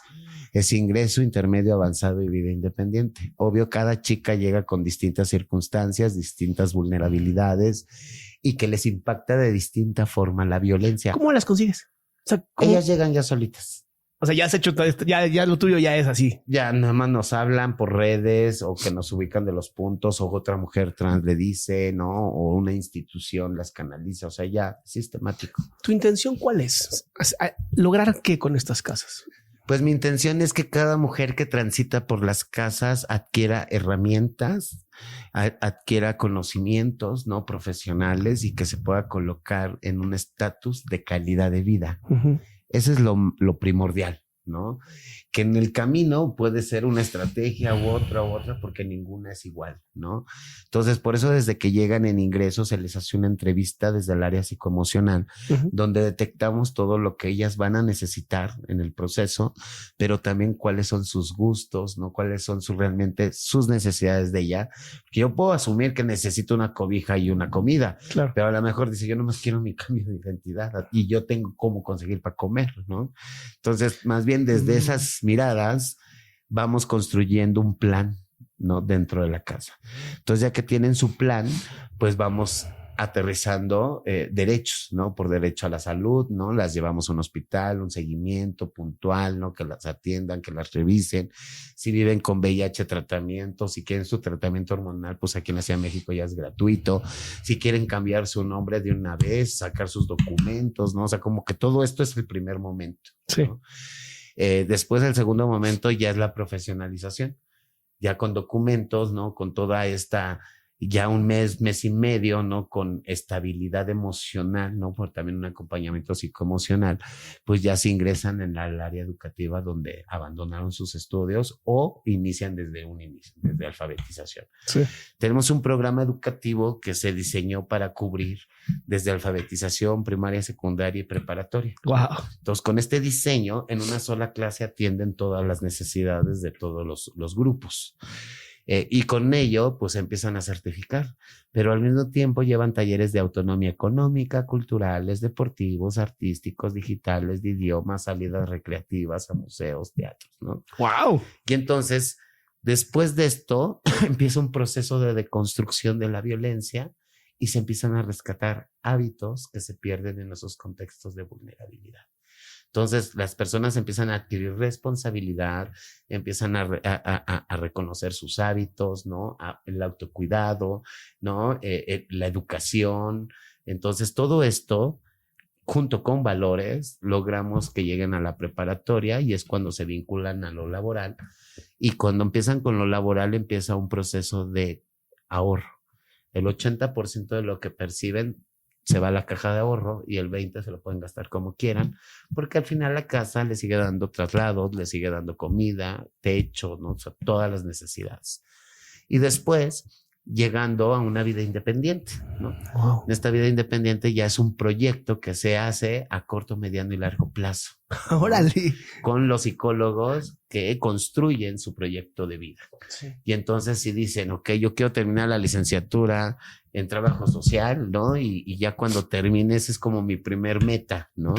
Pero voy a trabajar en esta fábrica donde me da la oportunidad de rentar ese cuarto, ¿no? Entonces, con lo que ahorraron, pues ya se compran la camita, ya se compran la estufita, ¿no? Rentan, pagan su depósito, ¿no? Y empiezan a generar ese espacio independiente, ¿no? Entonces, y que seguimos siendo esa red de apoyo. Por decir, tenemos un IAN que entró a la UACM y que vive ya de una forma independiente, pero también la maestra sigue dándoles acompañamiento escolar, el psicólogo, ¿no? O sea, seguimos arropando, ¿no? Entonces, cada chica es diferente porque habrá chicas que puedan durar 2 años y no terminen en la primaria, como habrá chicas que en 3 meses terminan hasta una licenciatura. Wow. O sea, digo, es un decir, ¿no? Sí, sí. Pero ese es también cómo percibes la violencia, que cada quien, aunque vivan lo mismo, lo perciben de distinta forma, viven distintas vulnerabilidades, tienen distintos resentimientos en sus cabecitas, algunas consumen, otras no, otras mucho, otras menos, ¿no? Entonces, todo eso se determina en el camino del acompañamiento. Entonces, lo que hacemos es un acompañamiento integral a la reinserción social, económica y laboral de las mujeres trans. Que fíjate que me encanta porque tú lo dices como una reinserción. Yo te diría, es que nunca estuvieron dentro. Sí. Literalmente tú estás permitiendo ese espacio. Bueno, tú no, todo el sistema que han generado ustedes. Y es como... Y que le mando un saludo a todos los de Casa de las Muñecas, que son sí, wow, muchas personas que están atrás de mí, ¿no? O sea, de verdad, muchas personas súper comprometidas que ni siquiera son de la comunidad. En mi equipo, algo que tenemos es que no hay un código de que pertenezcas. Tú puedes ser cisgénero, puedes ser trans, lesbiana, no binaria, o sea, lo que tú quieras. Si quieres participar en este proyecto, lo puedes hacer. Y de igual forma, no nomás atendemos a mujeres trans, también atendemos a mujeres cis, mujeres lesbianas, hombres trans, inclusive hombres gays. Wow. Y también hemos recibido hombres cisgénero. Entonces, de verdad que el programa es para quien lo quiera llevar, es una decisión de vida, es un compromiso porque también se firma una responsiva.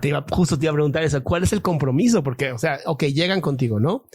Y sí, llenan una responsiva y se comprometen a vivir cada una de las etapas, ¿no? Y cuando ya empieza el proceso psicológico y el proyecto de vida, se firma, ¿no? Que se comprometen también a ellas, ¿no? También se comprometen al reglamento, ¿no? Se comprometen a los hábitos que hay dentro de la casa, a las responsabilidades que también hay dentro de la casa, ¿no? Como yo les he dicho, yo no quiero niñas bonitas que se estén pintando el cabello y pintándose las uñas. Yo quiero mujeres empoderadas que reconozcan sus derechos humanos y los puedan defender solas.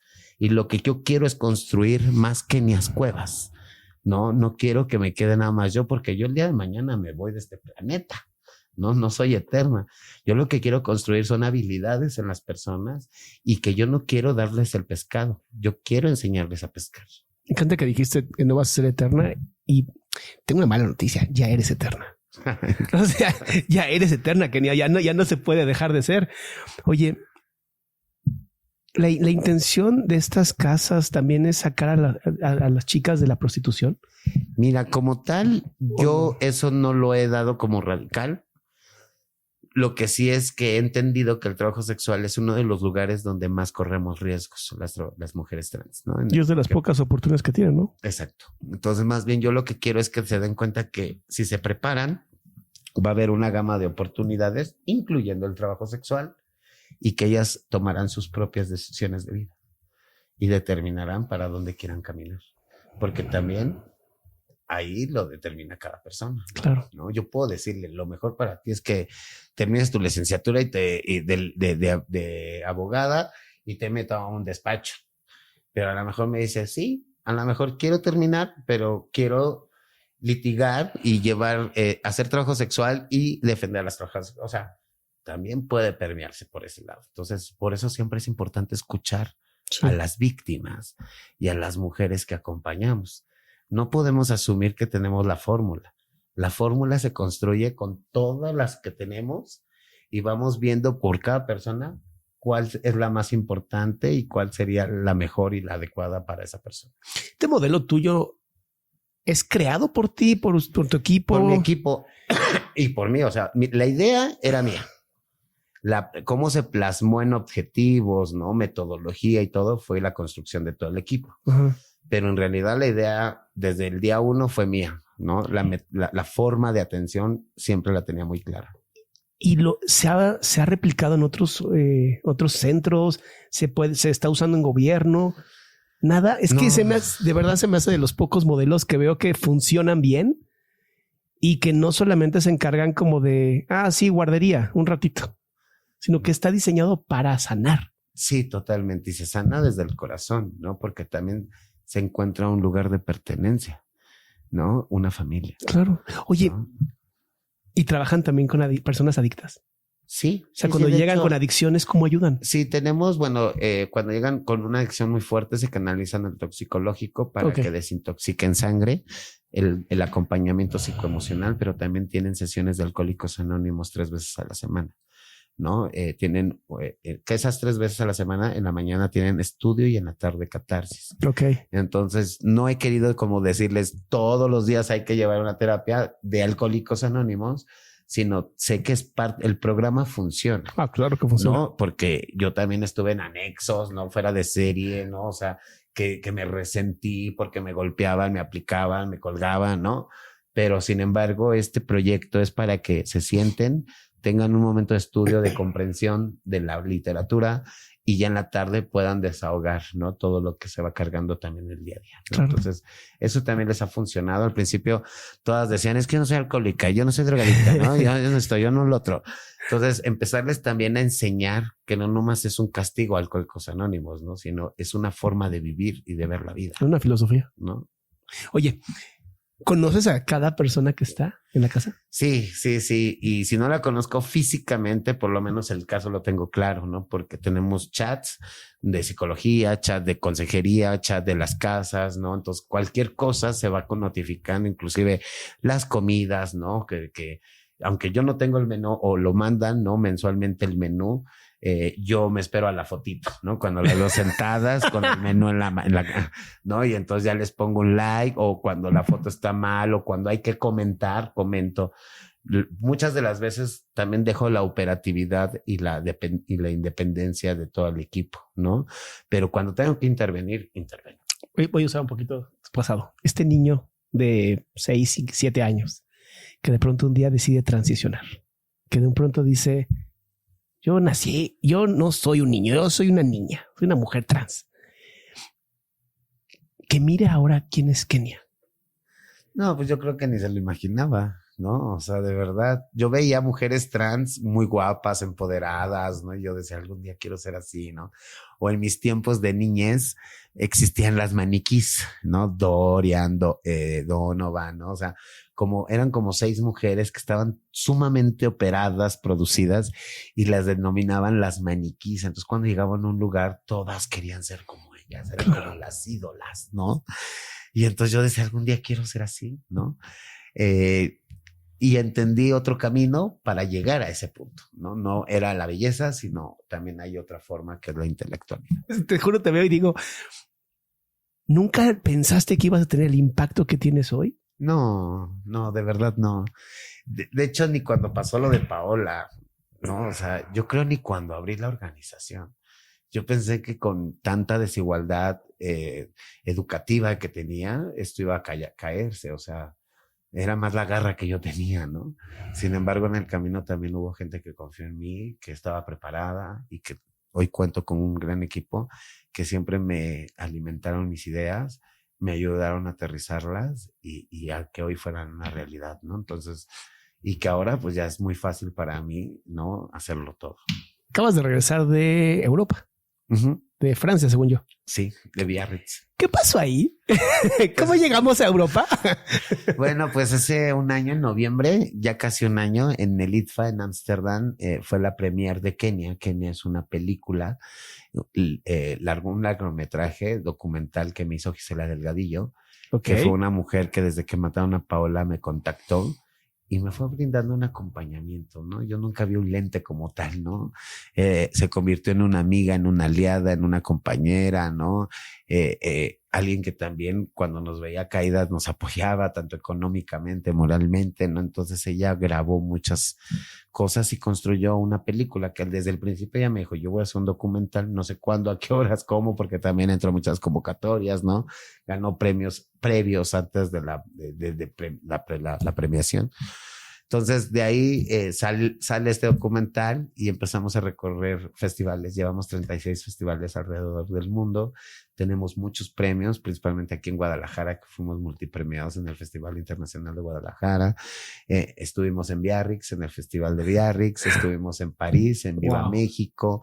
Hemos estado también en Italia, en España. Hemos estado en Estados Unidos, creo que en Argentina. Entonces, ya hay muchos lugares donde se está viendo Kenia, y Kenia habla de cómo se construye una víctima, más bien cómo es una víctima que se construye un activista, porque en el ente se ve, o en la película o en el largometraje, pues claramente mis primeros días de activismo, ¿no? Formal, y cómo hasta el final se ve un cambio de comportamiento, de persona, de imagen, de vocabulario, de educación, se logra ver, ¿no? En el camino de este largometraje. Wow. Genial. Yo sé, Diego, tengo tantas preguntas y sin embargo... Necesitamos una segunda parte. Pero ¿sabes qué? Yo creo que la segunda parte la vamos a tener que hacer directamente en la casa. En la casa. Claro. En la casa, porque yo sí quiero que la gente vea. Las puertas están abiertas para ti y para todo tu público. Ahora, todo esto que estás generando, obviamente estás haciendo un cambio social. Sí, pues imagínate, ahorita estoy recorriendo todas las universidades y preparatorias del país, distintas facultades, derecho, trabajo social, economía, psicología, ¿no? O sea, que han encontrado a través de mi historia una ruta de una nueva materia dentro de la rama, ¿no? O sea, como diciendo, ok, psicólogos, tenemos el concepto de hombres y mujeres, de género, ¿no? Pero no de mujeres trans, ¿no? Entonces, empezar a crear investigaciones, tesis, ¿no? Empezar a hablar de las problemáticas va a hacer una contribución a la educación mexicana. Y eso no tiene precio, ¿no? Claro. Yo tengo una pregunta para ti con respecto justamente a este cambio social. Si hoy pudiéramos tener una varita mágica y pudieras cambiar una sola conducta de la sociedad para que sea aún más inclusiva, ¿cuál sería como la base? Dirías, es que si logramos cambiar esto, cambia el resto. Yo creo que la educación. ¿Pero en qué tipo de educación? Pues es que tendríamos que ampliar nuestra forma de educarnos, ¿no?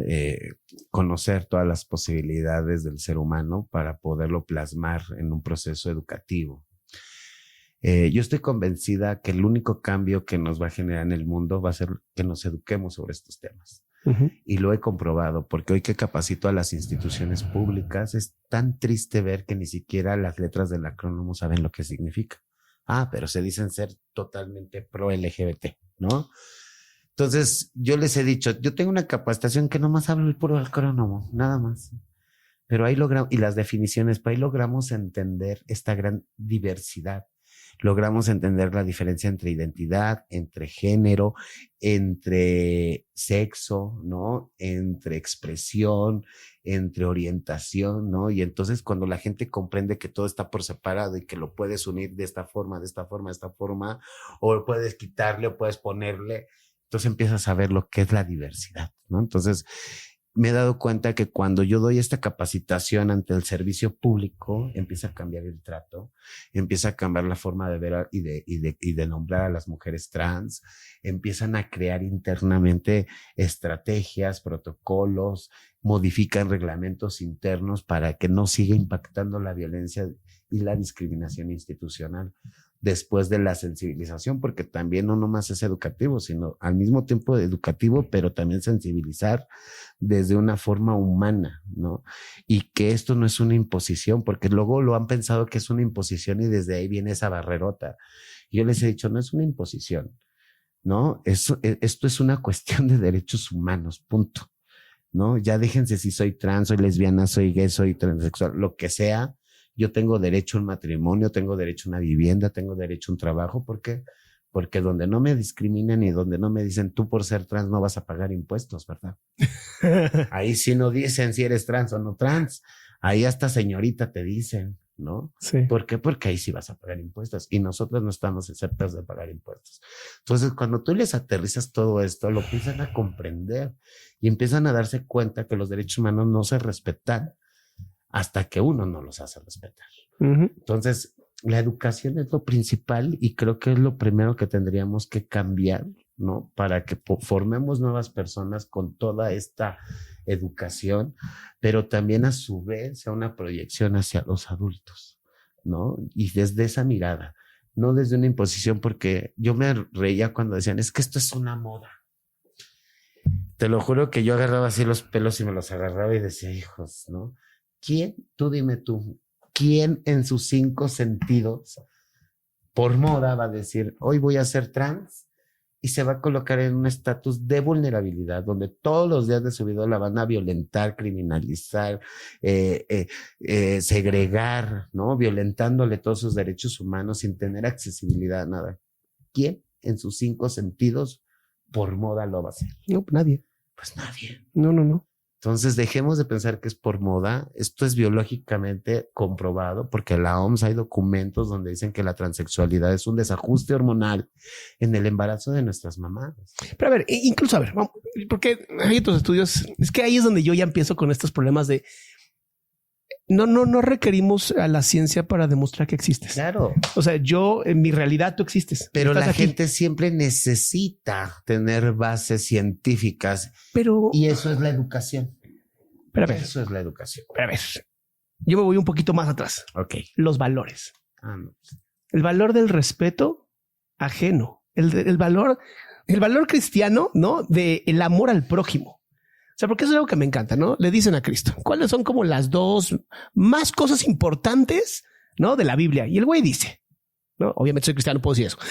Porque si no, este culero ya dijo, güey. Primero amarás a Dios sobre todas las cosas. ¿Qué significa amar a Dios sobre todas las cosas? Es lo único que existe.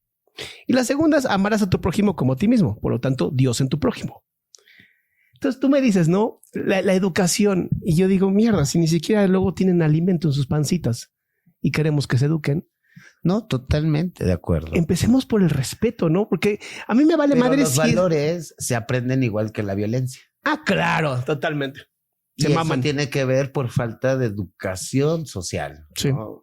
Y yo creo que eso es lo que le tenemos que apostar. Nos han engañado que la educación es gratuita, efectivamente. No, no es gratuita. No es gratuita. Efectivamente, es un privilegio que tenemos cierto número de mexicanos.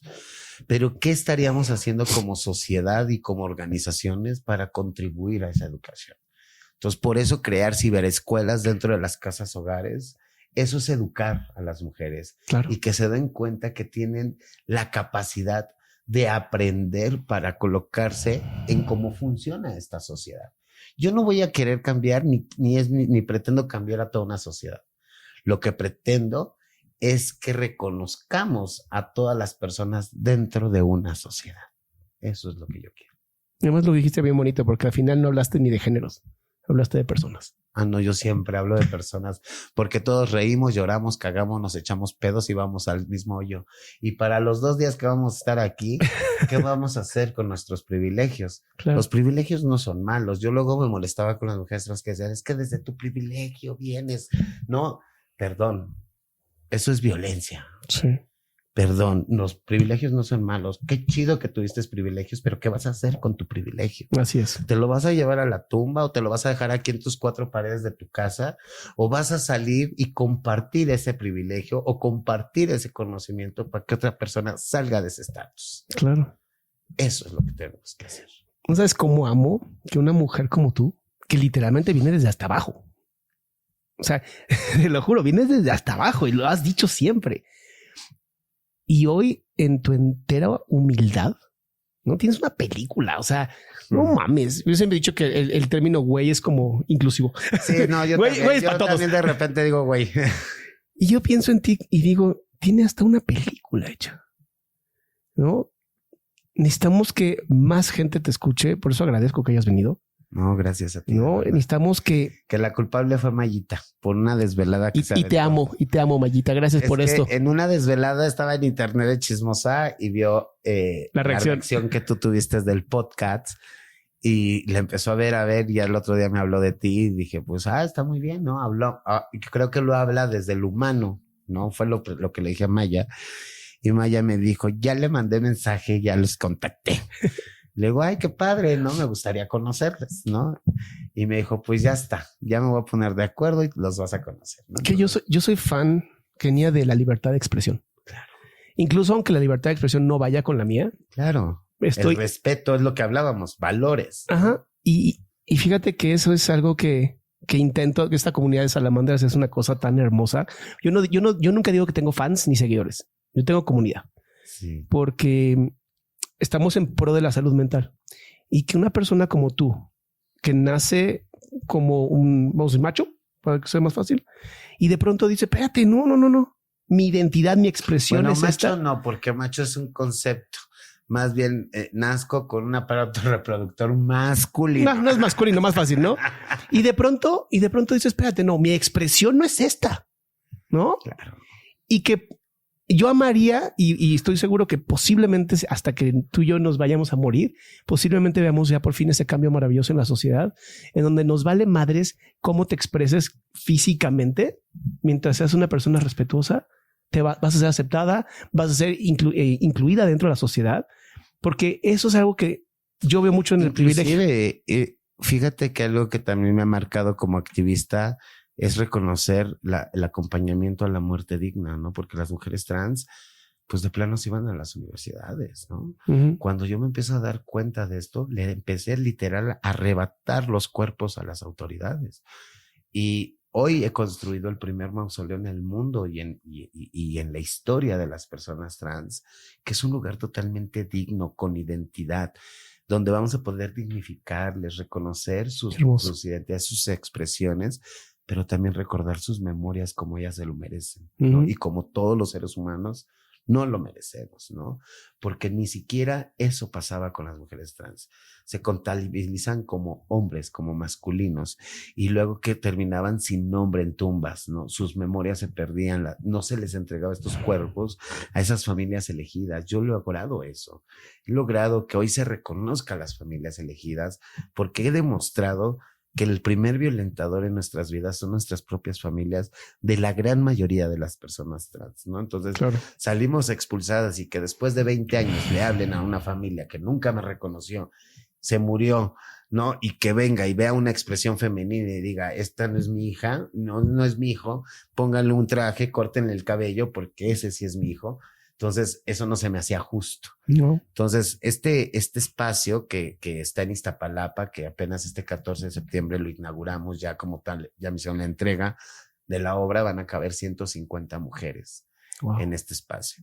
Y en los próximos meses, con el alcalde de Nezahualcóyotl, nos va a entregar el segundo mausoleo en el panteón municipal de Nezahualcóyotl, ¿no? Entonces, también ha aperturado un nuevo camino a la dignidad.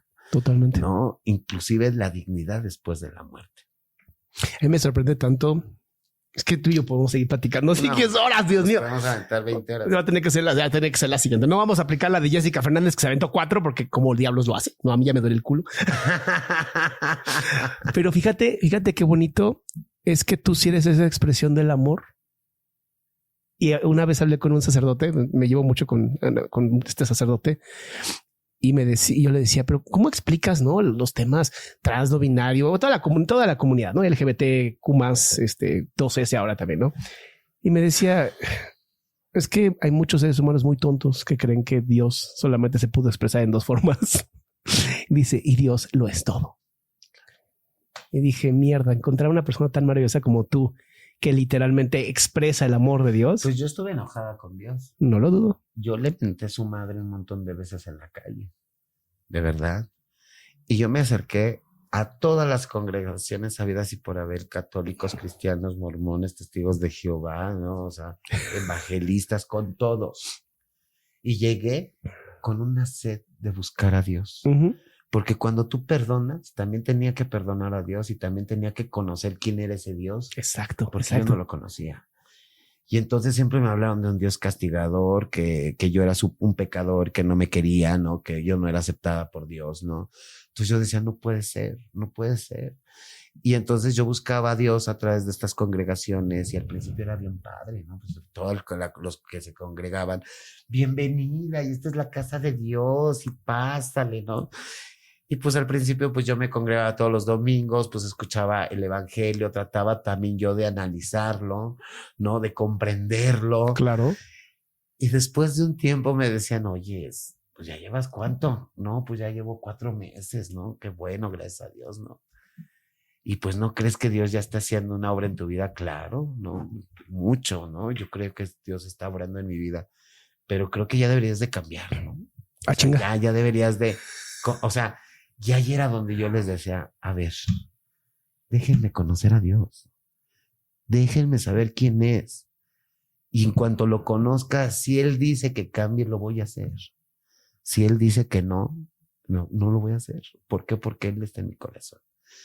Entonces me terminé hartando de las congregaciones y un día dije, ya, me voy a poner yo a leer la Biblia, ¿no? Ajá. Y me puse a leerla y a comprenderla. Inclusive me metí a varias de YouTube para saber cómo, pues llevar un estudio, ¿no? Me mandaron hasta unos libritos donde me iba de un capítulo a otro, ¿no? Y era como todo un dilema, pero lo comprendí. Sí. Y me di cuenta que Dios me ama. Ajá. Lo que dijiste, Dios ama, quiere que lo amemos sobre todas las cosas, quiere que amemos a otro ser humano sobre todas las cosas. Así es. Que le des de comer al hambriento, que le des de beber al sediento, que visites al preso, que visites al enfermo. Y entonces me puse a reflexionar y dije, la iglesia no es eso. Y hoy yo hago todo lo que Dios me enseñó. Así es. Y hoy comprendo que no necesito intermediarios para tener comunicación con Él. Exacto. La comunicación es directa y su templo es mi cuerpo.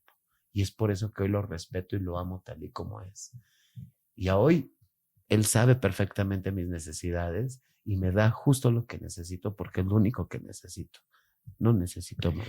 Y lo único que yo siempre le he pedido es salud y tranquilidad. Si eso me concede tenerlo, se lo agradezco. Y si no, también. Y hoy le agradezco todo lo que me tocó vivir, porque hoy comprendo que él en cada momento dejó que me tocaran, pero nunca me soltó la mano. Amén. Y me formó como un diamante en bruto para que hoy estuviera brillando. Y déjame decirte algo. Déjame por favor decirte esto, pero y que les arda a todos los que estén en contra de esto. Por sus frutos los conoceréis. Y los frutos que hoy tienes, Kenia, mis respetos. Muchas gracias. Muchas gracias por este podcast. No, pues muchas gracias a ti, a tu audiencia. Y pues sí les quiero decir a todos que vale la pena luchar por nuestros ideales y nuestras convicciones y que todo lo que imaginemos en esta vida es real si nuestros corazones así lo desean. Y es por eso que hoy les digo que mi mayor venganza será que todos seamos felices. Uf. ¿Dónde pueden contactarte? ¿Dónde pueden donar? ¿Dónde todo? Estamos en Facebook como Casa de las Muñecas Tiresias AC. Dentro de nuestras publicaciones tenemos ahí las formas de donación, flyers de artículos que se pueden donar en especie. Tenemos nuestra cuenta de PayPal. También estamos en Instagram y en Twitter como @c.tiresias. El número telefónico, igual que con Jessica Fernández, es el 5581-694512, que ese es mi número personal. Yo siempre atiendo los casos. Wow. Todo el tiempo estoy contestando. Hay veces que me tardo una noche o dos, pero contesto, ¿no? Trato de darle seguimiento y obvio de ahí canalizo a todo mi gran equipo que tengo, ¿no? Y pues son las formas. Pueden donar por PayPal, pueden donar en especie a cualquiera de los domicilios que tenemos. También pueden donar artículos para perritos, alimento para perros, juguetes, camitas, casitas, ¿no? Igual también acá con las chicas, pues también si quieren donar tiempo, si quieren donar una capacitación, un taller, un curso, un conocimiento, pues nos podemos coordinar y armar algo para que se les dé a las chicas, ¿no? Entonces, también Casa de las Muñecas vive de puro voluntariado, ¿no? Entonces, pues ahí siempre la apertura está abierta, liberamos servicio social, prácticas profesionales, ¿no?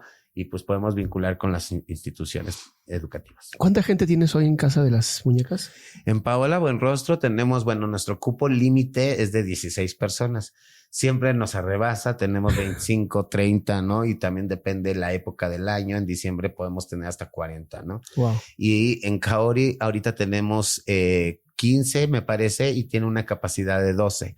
Entonces también siempre estamos como sobrepasando, pero también depende de las épocas, pues son como mucho los egresos, ¿no? Porque también hay recaídas, ¿no? Claro. Y dentro del proceso yo también las tuve, ¿no? Entonces comprendo perfectamente que hay procesos, pero sí, hay otras formas de poder donar, de poder aportar. Y si no, pues también desde tu trinchera, cuando estés comiendo con tu papá, con tu hermano, saquen estos temas de reflexión y dense cuenta, ¿no? Desde los derechos humanos y desde la humanidad, pues que podamos comprendernos como seres humanos, ¿no?